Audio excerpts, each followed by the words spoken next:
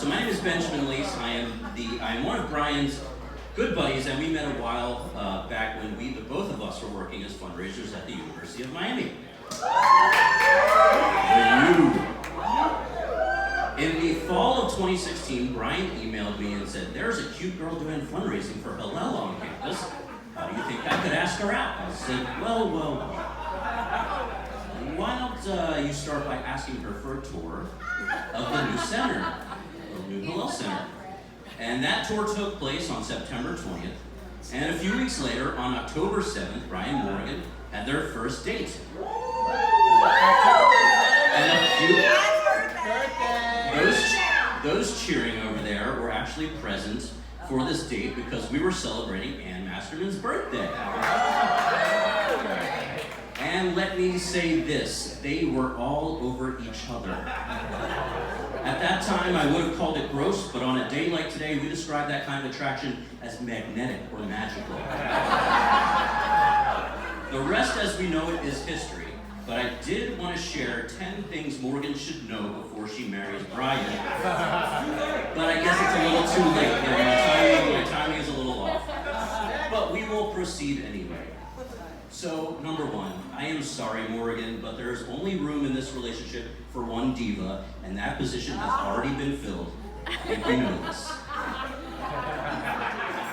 Number two, secondly, Brian is fiercely loyal to his Toledo Rockets, his Detroit Lions, and his most trusted porn sites. I'm sorry.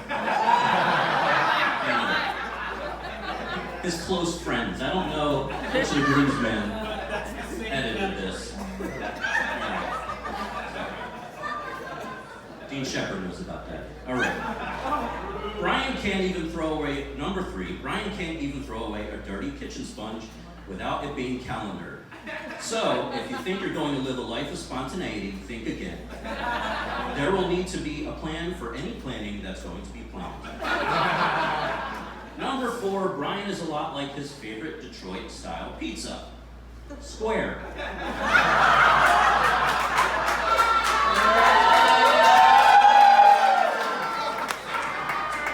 But, as if you were to add a pepperoni topping, he can certainly be a little spicy at times. And number five, speaking of spicy, Brian has had a history of loving the Latinas. But he has promised me that that loco phase of his life is in the past. Number six, Brian was a founding member of his college's marching band's secret society. And that right there should tell you everything you need to know. Let that sink in. A secret society for a marching band. I didn't know these things were actually legal.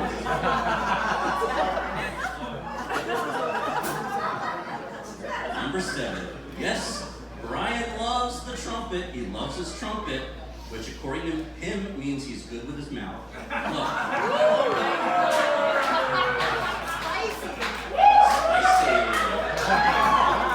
He even convinced you to name your dog after his beloved trumpet teacher, Bernie Sanchez. So, we look forward to the bris of your first son, Arturo Sandoval Weinblatt.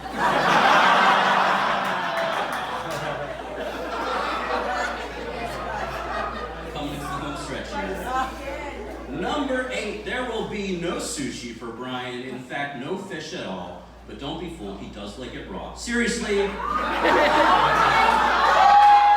one of you guys got into my phone? Who did?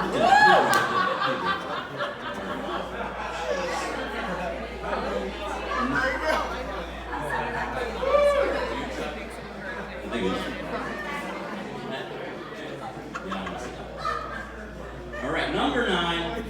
Brian speaks two love languages. The first is Shinola, the Detroit watchmaker, and the second is Vulcan. So, if you can find a solid silver Star Trek timepiece, you will have his heart for all eternity. So true. All right, number 10. Let's address the elephant in the room. It took Brian a while to get here.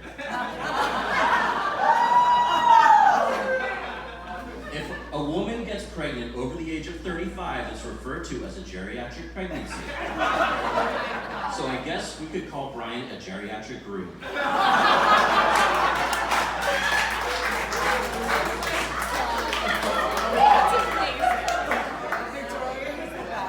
Okay, to put this in perspective, Morgan was born as Brian was rehearsing his tour portion, preparing to become a man.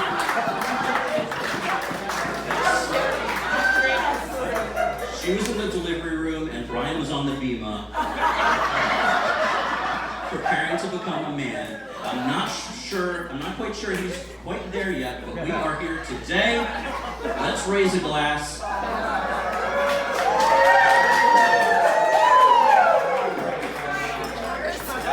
Brian, you may be a New York Times published expert on higher ed mergers and acquisitions, but I think we would agree that this marriage is your best merger yet.